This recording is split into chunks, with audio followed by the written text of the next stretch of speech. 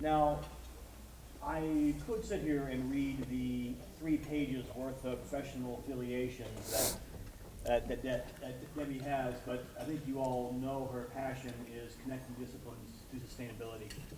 And she's more about action than she is about accolades. And so with that, I will stop giving accolades and we'll get to the action. I give you Dr. Debra Rowe. Thank you. And thanks to Jay.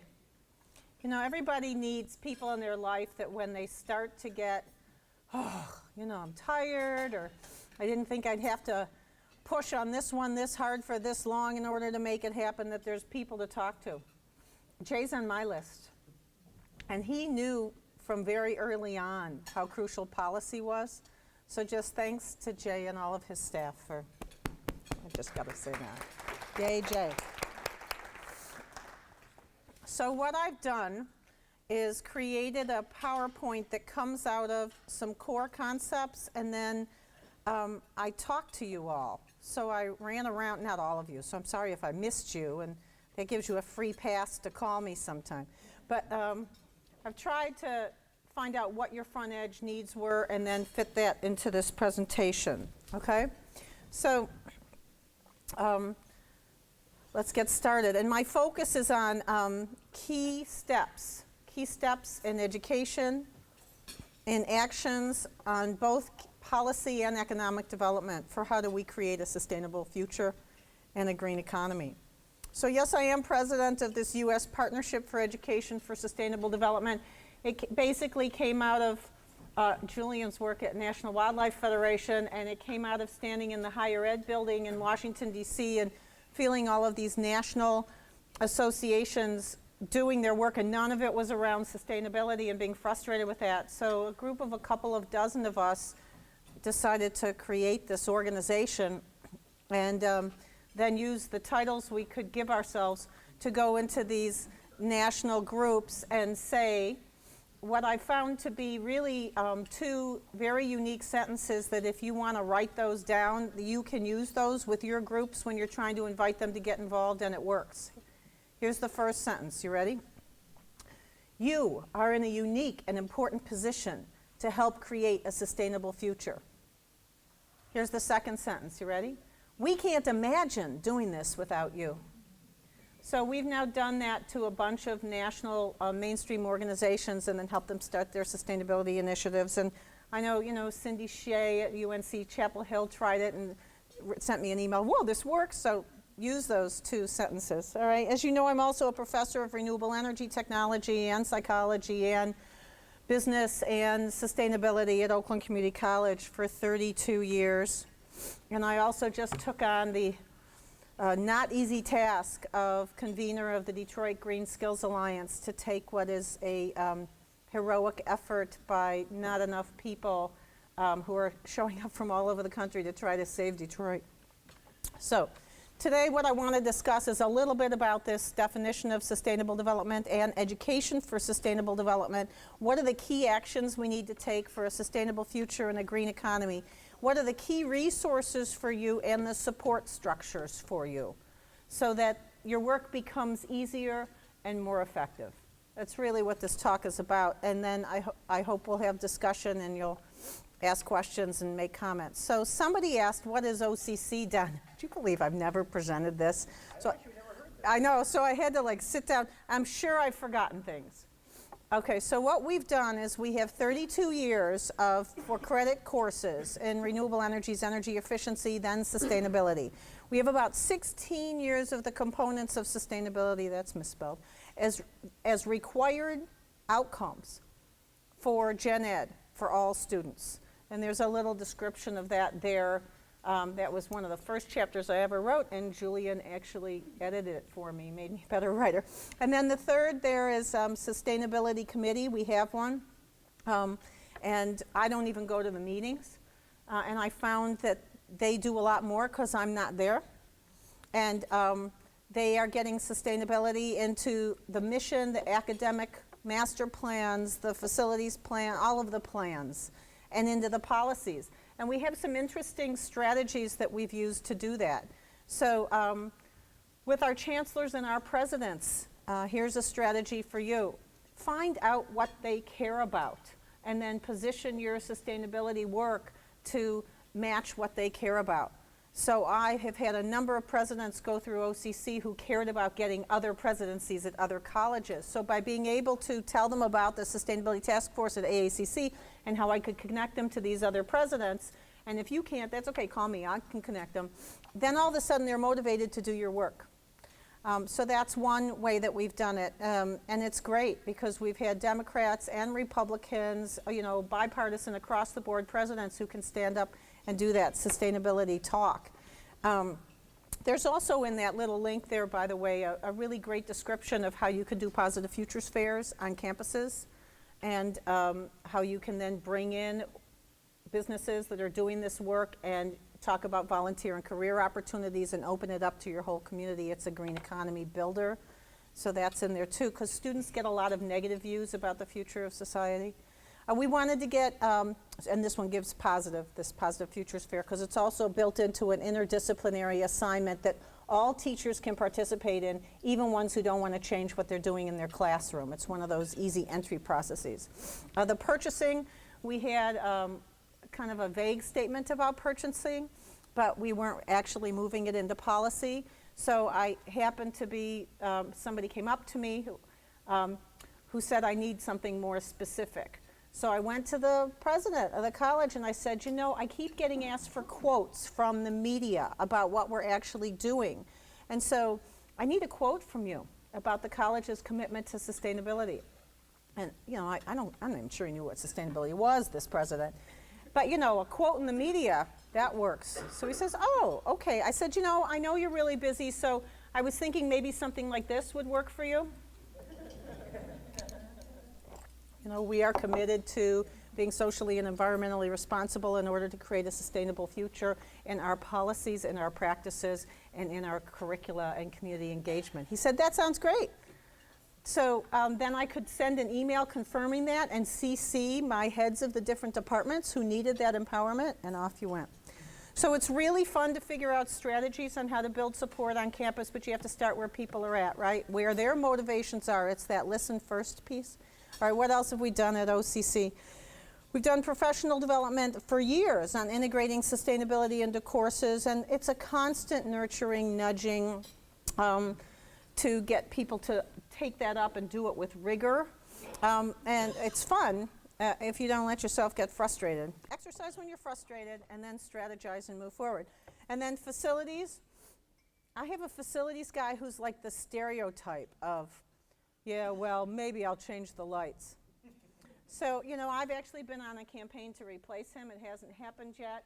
I've had a bunch of people high up who want to get him fired. I haven't been able to get him fired. Not sure what that's about. I don't know if he knows secrets about people, but I'm hoping that he changes his personality soon. And he's come along on some things over the years. But so what we've done instead is I've taken the guys, we have 5 campuses who are in charge of facilities on the 5 campuses. They've taken my class on commercial energy management. Do you know we had an expensive energy management system? We weren't doing load shedding. The second thing we need to change are our policies and regulations, our organizational policies and our governmental policies. And we need to engage our students with this because the cynicism about government is terribly destructive. And the reason why government is run so much by special interests is because we're no longer at the table because we're sitting around being cynical instead. So it's very important that on your bathroom stalls and in the monitors in the gym and in the hallways that you put stories of students who have made a difference. 3 of my students called a senator, changed his vote so we could get a solar bank bill. That's it, with a nice little picture, put it in the bathroom stall. People read things in those places. If you have stories like that all over your campus, then you're helping to change the self-concept of who they can be. You're providing them with models. And of course, we need learning activities where they can practice that, and hopefully some of them fail. Because if they fail, then they can learn how to cope effectively with failure and resilience to be a lifelong change agent. So if we do those 2 things, work on changing our private habits and changing the policies and regs, then we'll get to more sustainable economies and communities. And everything we do is within the context of our ecosystems. So I want to talk about green jobs for just a minute. We in the Community College Network have thought about these as the green jobs. We did this in the 80s. We trained a lot of these people. They came out, they didn't have jobs. They didn't have jobs because the public wasn't educated to create market demand.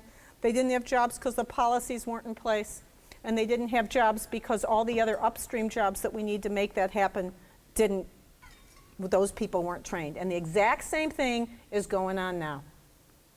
So when you're talking about green jobs, there are these green jobs. IBEW, you know, the electrical workers, they came to me and they said, Debbie, please create a marketing and sales course for solar electric, please, because we can't teach them that, and they don't know how to do that.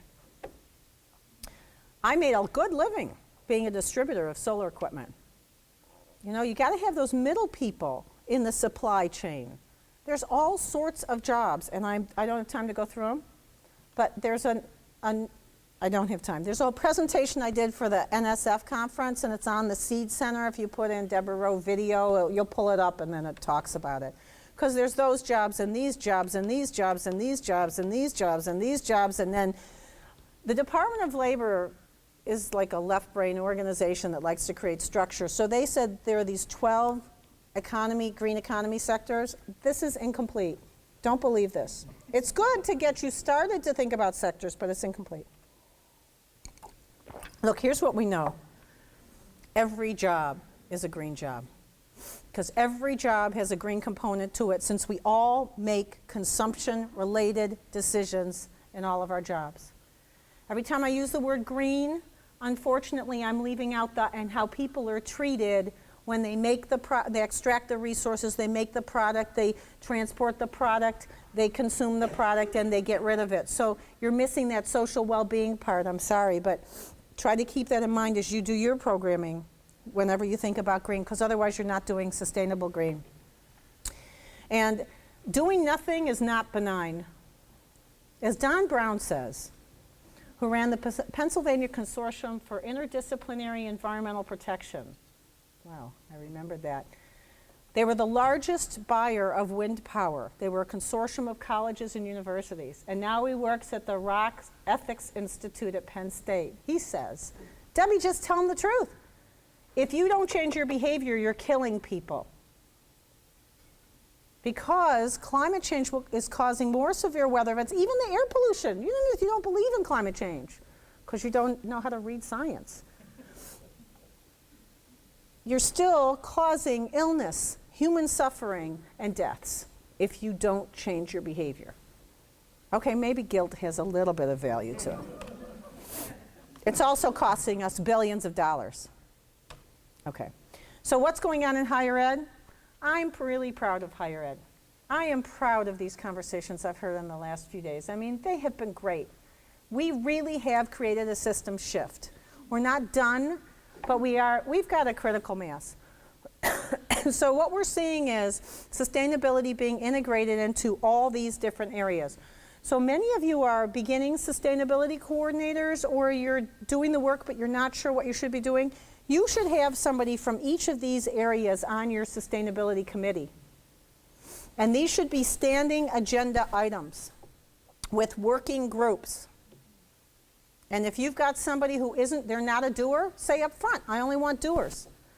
So yeah, you may have to spend an inordinate amount of time cultivating new people to take on the co-chairs of that and make co-chairs, because life happens, of those working committees.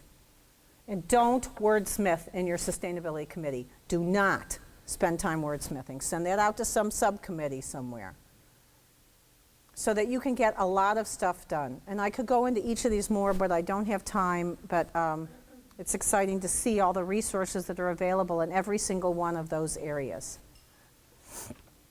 All right, so we're going to focus on 3 areas here: education, policy, and green economic development. But all of us need to step outside of our same old behavior, our regular, whatever we've been doing so far. It's time to bust even open that silo some more. I mean, there may be a few of you in here, like Holly, I think, and I don't know who else you are, but you know who you are. You don't have a job description. You're about finding the leverage points to make high-impact systemic change. And wherever you find them, you do them. And you make sure you get your job done too so you don't get fired, right? That's the job description of a sustainability change agent, right? Okay, and for those of you who've stepped into that spot, there is no hierarchy. There's just better strategy and worse strategy. There isn't a hierarchy, you guys. You just think there is. It's about building your alliances so that you can secure what you need to secure so you can get things done. And I'm glad to talk to anybody about that and help you be more effective at it. So Professor Zients is this guy at University of Michigan. Actually, he's at Stanford now, and he's done a stream of research to show that change is uncomfortable, even positive change. So one of the things you can do is say to people, let's make positive change. And you'll be uncomfortable, and that's okay. Because otherwise, when people get uncomfortable, they naturally back up. Okay, so let's look at how we can do these 3 items and even do them and the other work you're doing synergistically so it ends up being more fun, more revitalizing, higher impact. Here's what I ask you to do. Because I'm doing all this work and I'm kind of fighting a little sore throat, so don't come up and touch me after, okay, if you value your health. But if I'm going to go through all this work, I ask you, do not glaze on me. Don't glaze on me. Stay with me over the next few minutes. And don't say, I can't do all of this. Of course you can. You think you can. So like 10 years ago, my president said to me, go do national stuff, okay? We'll take care of the campus. Go do national stuff. And so I started just a bunch of projects. And I thought, well, when it gets too big, then I'll start to, shut certain ones down. It's really big. And they're all just doing it. And you find, people are worried about the future of the planet all over. So you just find that the tent gets larger of wonderful people that you're connected to who help you do all these projects. All right, so education, you're on your way. The conversations have been stellar in this group, and I'm not going to repeat them. You're getting it into all degrees. Gen Ed, I thought getting into the course descriptions, it was like, of course, because everybody has to teach to those course descriptions. And remember to, and I'll help you with strategies if you want, and others can too, getting it into continuing ed, student life, real world problem solving in courses, not armchair pontification. And into community events, so it's a multi-pronged approach so that people feel this shift around them.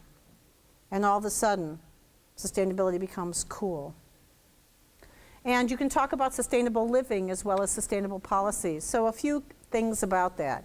It is really fun to spend time thinking about how to make it cool. And boy, can you engage young people in that. And they're your experts. But also engage the soccer moms. Engage the parents and ask them what would make it cool, accessible to them. Listen to the communication strategies that are going to work with them. And then, of course, bring them in to help you run this stuff.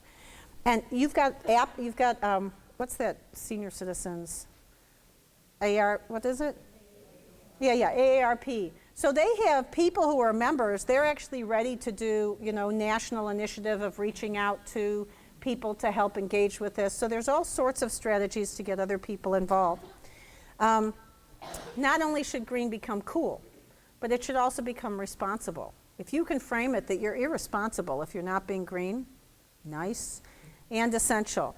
And also empower your students.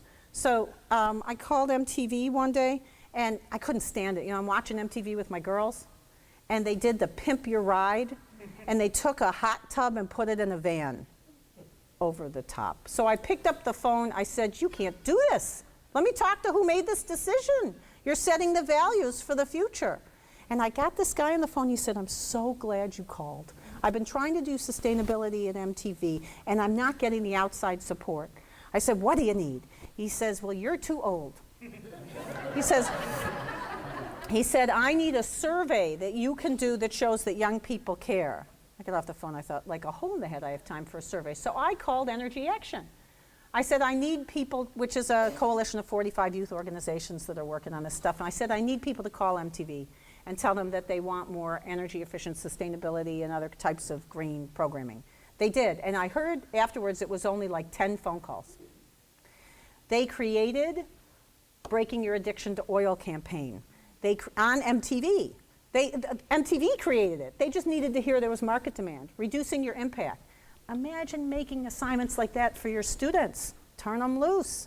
All right, then the transition town story. How many of you know about transition towns? Raise your hand. Oh, it's your birthday. Listen to this. So this teacher over in Europe created this assignment where he said to his students, create a plan of how our city could get off of fossil fuels and onto energy efficiency and renewables. And when you're done with your plan, you're going to present it to the city council. And they did. And the city council approved it. And it is now an international movement. Go to transitiontowns.org, and you will have materials there to bring this into your classroom. It's very exciting. Then you know the Nike story? How many of you know the Nike story? Oh, see, all of these should be in the bathroom stalls and on the walls, right? Really, I'm not kidding. Get money for signage, signage, signage. Or get the computer graphics department. You know, you just get people on your side, and then people have fudge budgets. Do you know that? Anyway, they'll find the group to put it through. So Nike was using sweatshops, like slave labor conditions. And the college students found out and said, we're not going to buy your gym shoes anymore until you clean it up. And they said, we don't own those factories. And Nike said, we don't care. We're not going to buy your gym shoes anymore until you clean it up. And so now Nike has done most, they're still not perfect, of the elimination of sweatshops around the world in their supply chain. Reebok looked at it and did the same thing because they didn't want to get hit with a decrease in sales. This is the power your students have. Tell them these stories. I don't care whether you're teaching a tech course or a natural science or a social science or humanities. Empower them. How do you get your faculty involved? Some will get involved because they care. Some will get involved because something's going on and they want to make sure it doesn't take away from their power base. Some will get involved because you asked them. You have to go to people and ask them multiple times. And you say things like, you have such a great brain. I just can't imagine doing this without you. That one works really well. The other thing you can do is go to them and ask them about their kids or their dog. If they care, they love something. If they don't, then hope they retire. Or just love them. Do you know that sustainability at its core is about loving beyond your family and friends? It's about love. It's about creating love instead of human suffering. So anyway, connect with people. And then they'll want to come to the meeting because it's your meeting. And they'll do it for you. And I got to tell you, that's how I got it in the Gen Ed core. That's how I got those last few votes. By the way, don't take a vote on something unless you've counted your votes ahead of time. And talk to people between the meeting. Imagine a country where college students get credit for helping to solve our societal problems through their academic assignments. Now you're really educating the person. They can get the content through a technical manual. Okay, some stuff. Electricity, teach them. Safety classes, teach them. But they need to build a self-concept of who they can be in the world. And when you do this, it aids with retention and economic development. So I've got this, I'm on the border with Detroit Public Schools. So I get students in who are heroes just for showing up for class. And I get students who are flunking all their tests, but boy, do they love that Positive Futures Fair project or this sustainability project. And we've actually interviewed them. And they said, I'm still, because usually we lose them. I'm still coming to school because I love this project. Well, while you're here, can we get you into the Student Success Skills Seminar? Will you meet with me so I can go over how you're studying for your tests? So there's a conversation to be had with Gates and with the others that are funding retention and completion about the key role of sustainability. And whoever hooks into that first, let us know, because that's where the money's flowing right now, right? Okay, so what do we need to do with the next steps for education? Building these healthier self-concepts of I can contribute to a better society. Because if we don't do that, here's who we're graduating. The world is really screwed up. I'm going to make money and live in a gated community. Or the world is really screwed up. I'm going to go get food and guns and go live somewhere and don't come near me. I mean, I see those. They're scary. So we got to focus on this as an outcome and learn, teach, and practice change agent skills. All right, I'm going to shift to policies now, right? So policies. Put it on the agenda of every sustainability meeting you have. If whoever you report to, put it on your meeting with them. Tell them that AACC has identified this as a crucial priority to make a green economy. I'm really sorry that the training money went out before the policy was in place and that we're at risk for having bad job placements if we don't do this work. But that's the truth. We have to do this work to make our programs be robust as well as to build a green future. On your working committee that you have for policy, have reps from each of the following target groups, because these are the target groups to work on policy. Your presidents and governmental relations staff. We had a key federal piece of legislation passed through the House of Representatives. It passed by 11 votes. 9 of them were college presidents or governmental relations offices who had called that rep. So you got to get them talking about engaging in policy so that when the moment comes, you can go to them and say, here's the letter, here's the phone, here's the talking points, go. Secondly, faculty. Faculty are also citizens, and they can become civically engaged as individuals, and you can feed them with information. But they also can bring it into their classrooms. So the U.S. Department of Education and AAC&U, which is about 1,000 colleges and universities, have just written a paper. I don't know who wrote it, but it's come out of there, called The Crucible Moment. Crucible Moment. And it's about the importance of civic engagement in the classroom. Democracy only works if people are actively engaged. And you will hear some pushback of, oh, these universities, they're like getting people to get involved with advocacy.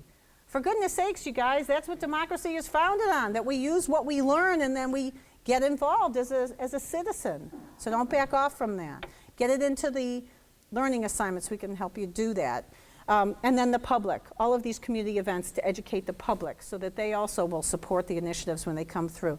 Now, how are we here to help you? The American Association of Community Colleges, AACC, has set up a policy committee. We're going to send you updated policy briefs, action policy possibilities, and we're going to run it like Jay's been running those monthly calls. You come on, you say, here's what I'm doing, here's where I'm stuck, what can I do, and we'll problem solve together, okay? I'll tell you more about that. So here are the green policies, but I'll give you more information later on. And the guy from NRDC yesterday said them. It's PACE legislation so that it's easier for somebody to weatherize than to throw money away to the utility company. It's a renewable portfolio standard. It's I like feed-in tariffs, but it's another conversation. It's benchmarking and labeling, and it's utility regulation. And those are doable. And then there's a second tier, which is higher ed specific. So we've got to change the way we fund new buildings in higher ed, and we also have to fund the University Sustainability Partnership. It's been authorized, but we don't have appropriations. You'll hear more about that if you're part of the policy group. And it's easy. We're going to make it really easy for you. Here's the information. Send it out to those 4 groups.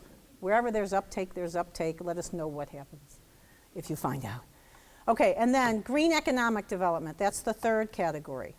So we've done education now. We've done policy. Now we're going to do green economic development. You got to go teach the employers how to run a green business, because otherwise they won't hire your students. And you got to find the ones who are doing it well and let them tell their story. They will tell their story. So we had a guy who was the head of the Flint, can you imagine Flint, of all places, Builders Association. He was working all the way through taking people out of apartments and putting them into energy efficient solar homes because he could build them so that the mortgage plus utility payment was less money than the rent in the apartment. There's a working business model. Okay? So you find the working business models, your students can find them if you aren't comfortable or don't have the time, and then you bring that in and you educate others. Build market demand so customers will buy this stuff when the models work. When it makes economic sense, you got to let the customers know it makes economic sense. They don't trust government, a lot of people. They don't trust employers. They trust their local community college. So if we tell the stories on the cable access channel, in our community events, in our energy fairs, oh my gosh, I think I've done 100 energy fairs in my 32 years. And towards the end, I didn't even run them anymore. I knew the people in the community who I could trust. Towards the end, it's like I'm dead. And then I just make sure we had the facilities, they would do it, right? Okay. And there's templates, there's models. It's really easy. We can help you with that. And then provide networking and education opportunities for existing and potential employers so that they can learn this. So you have classrooms that are filled with builders or with roofers or with small business owners who want to offer green products. I mean, I could go through a whole long list of who they are. So this is something we did fairly recently. It was, we had over 100 company owners who were thinking about adding green to their business, but they weren't sure how. The title pulled them in, Grow Your Business, Career and Profits Selling Green. On the bottom are all the associations who we co-sponsored with, so chambers of commerce and trade associations, etc. We've got a great national project going on to marginalize the really weird politics coming out of the National Chamber of Commerce, who are fighting sustainability tooth and neck. I want to tell you, the International Chamber of Commerce gets sustainability, and a lot of the local chambers do too. So what do we need to do? Okay, we did the first 3 steps there, okay, for building green economic development. Here's the last ones. You have to include entrepreneurship and assertiveness skills in your curriculum to your students so they can go out and help start these green businesses. Green divisions of existing businesses is a safer opportunity for them, and it can be quite lucrative. Number 5, learn about and share the working business models with your students as well as the employers. I already said this, be the guide on the side, not the sage on the stage. It's okay if a student asks you a question and you have to say, I don't know, let's go find out. It's great modeling. And then the benefits of all of this, if you do this, not just that we have a better future for everybody, but we'll have a greener economy, better employer relations for your programs, more internships and job placements, and a more sustainable future for all. So, just a few more ideas. Start a website on your site about people living more sustainably and let them post it like a wiki so that you start to get the stories out. So people learn by stories. Secondly, create a theme on your campus that the campus and the community is a living lab for a sustainable future, and don't worry about making mistakes. I broke 2 backhoes in one day and almost flooded my lab. I have lists of mistakes that I've made, and it's okay. And then convene community stakeholders or go to where they're already convening with the power of the community college with convening, and create sustainable communities. You can use a simple model, the 4 Ps of futuring, comes from the World Future Society. The first one is have them brainstorm, what's all the possibilities for the future of our community? Then that gets their juices flowing. And secondly, what's the probability? If we don't make change, where are we headed? And then they see the brick walls. And that makes them uncomfortable with the status quo, a key step. Then you can do this over 1 meeting, fairly long meeting. You can do it over 2 or 3 meetings, and that's how they get to know each other, and then you build working groups. Your mayors may already be working on this, or your county commissioners, or people at your state. So, you know, network first. And I know some of you are advanced at this, but some kept asking me these questions. Then preferabilities. Given all these possible futures, which one do we want for our community? Let them choose. The moment of choosing is a moment of commitment. And then the 4th one, preparation. So what do we need to do to move in that direction? The 4 Ps is something that people can remember. They can get their heads around conceptually, and they can be excited about being a part of it. Don't just use your lab as a lab. Use it as a demonstration center for the community. So I would go on the radio station, I'd call the news, I'd say, I have a news story for you. They'd say, what is it? I'd say, I bet you a lot of your listeners want to know how to reduce their bills. Yeah, they do. I said, I got a great interview for you. They say, who is it? I said, me. And then they'd ask 1 or 2 questions. And if I answered reasonably, then they put me on. And then I would always announce when I did an interview, we're having an open house. And that's how I would fill my classes. So that's how I got tenure, which you guys don't have here, which is interesting. Okay, so there are all sorts of places to institutionalize sustainability on the way so it doesn't go away when you go away. And there are all sorts of strategies you can use to get that done. We've been focusing a lot on these areas, but there are all these areas. Resources. So the U.S. Partnership, okay, I'll do it in 5 more minutes, right? The U.S. Partnership for Education for Sustainable Development, I told you about that group. We have working sector teams. Communities, business, faith-based organizations, higher ed, K-12, and teacher education, and youth, and we have resources in all of those. So if you go to the website and then you go to partner resources, you'll see these immense resources. And you'll feel like it's your birthday. If as you're getting into this you feel overwhelmed, If I don't feel overwhelmed when I first look at a potential project, I know it's not big enough. I know I'm just nibbling at the edges. The sure sign that it could be a great project is if I get slightly nauseous for a little bit. So if you're feeling overwhelmed, ignore the feeling and keep moving forward. Okay?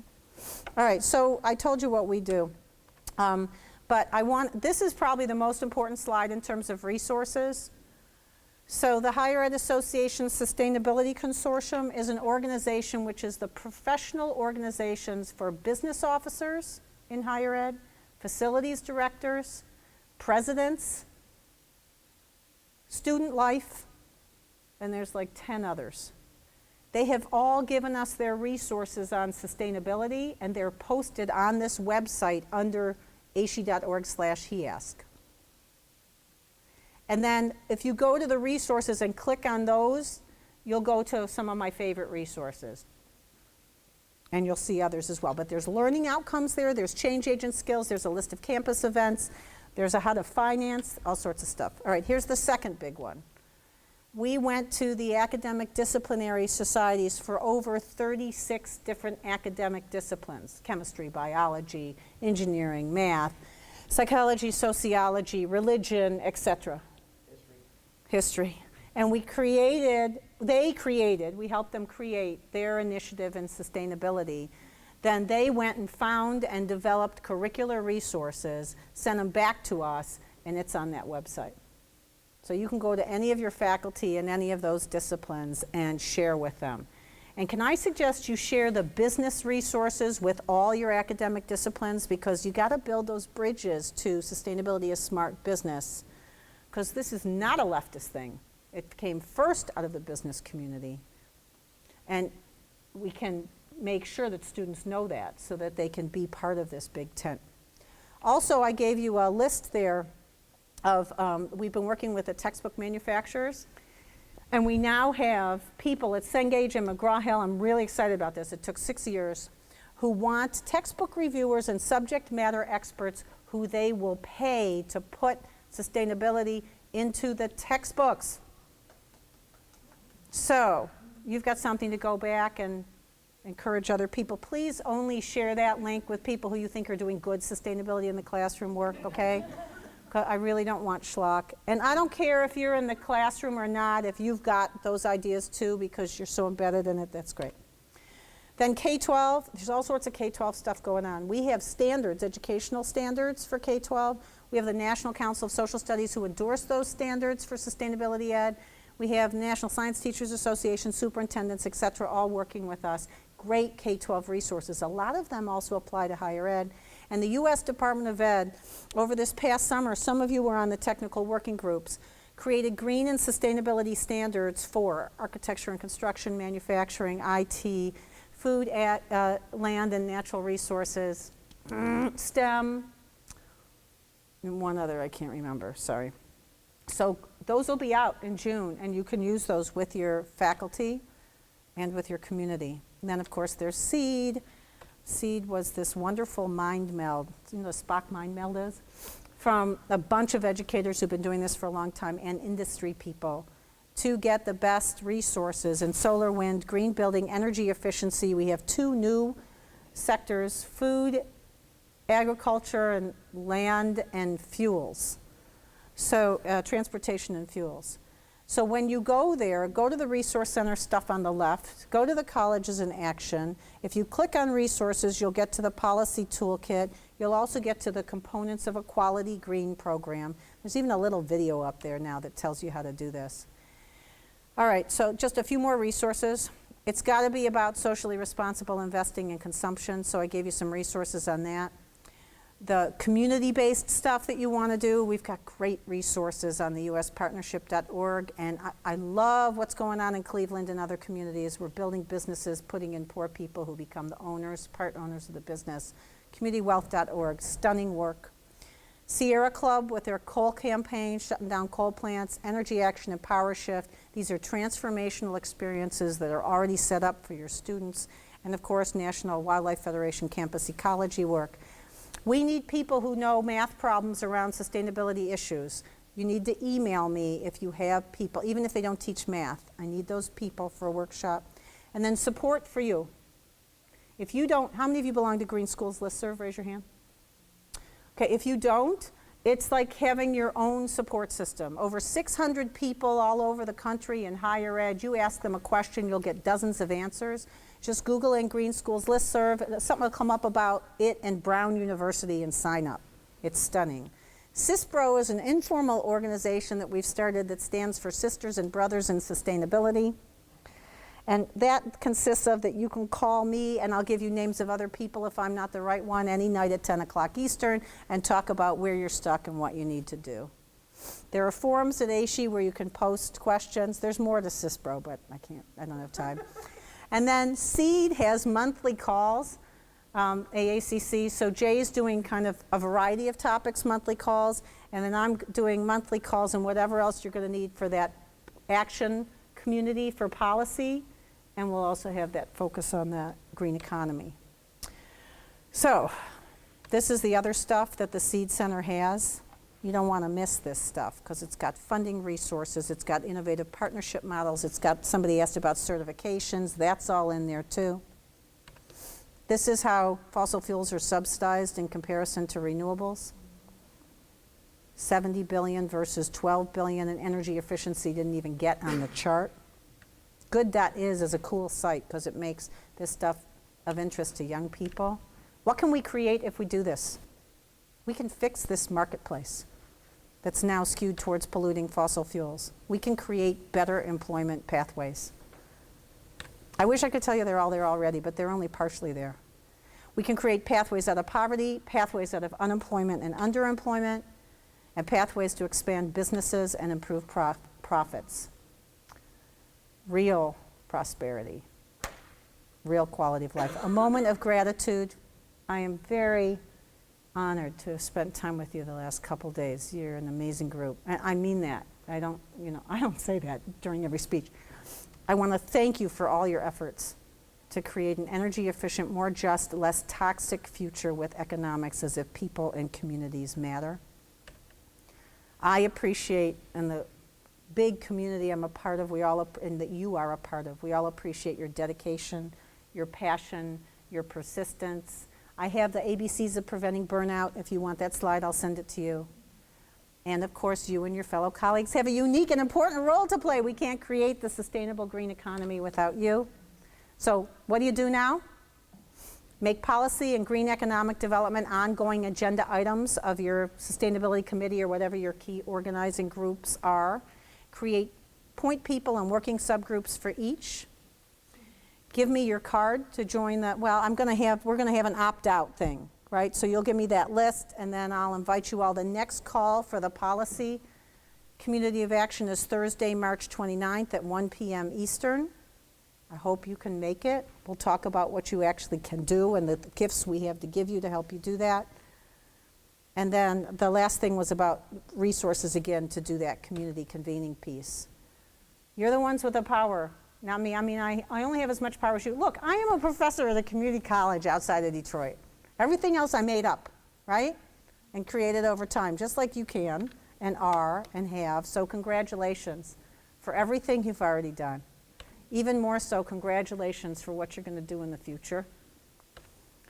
Let your enthusiasm show. It's contagious, unless you have somebody who's a real, like this personality, and then match their style. For more information, that's how you get a hold of me. And I'm sorry I ran over by just a few minutes. Thank you.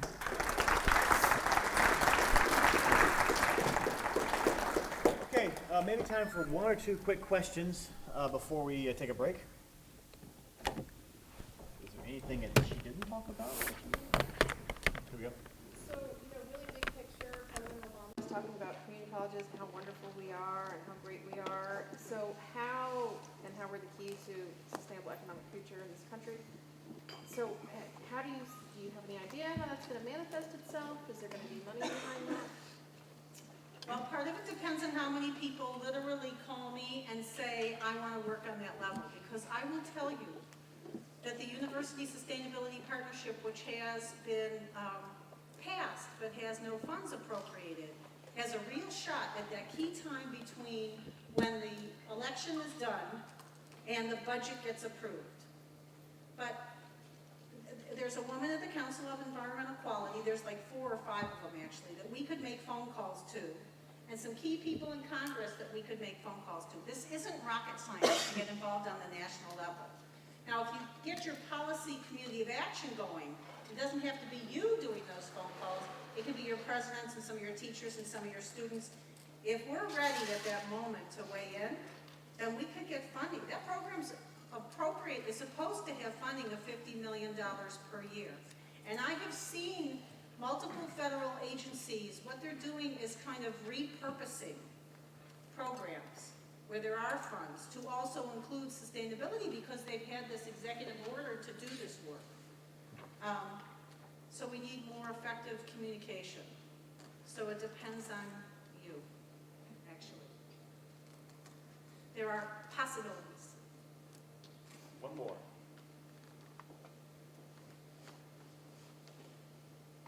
I also can't tell you how real this is. I mean, it's like we're at the Hill, and it's me, and it's her colleague Patrick, and it's this guy Jim Elder, who's actually a lobster fisherman, but gets this too, right? There's like 6 of us, and we walk around the Hill, and then we represent, of course, a lot of people. But they need to hear from their local constituents.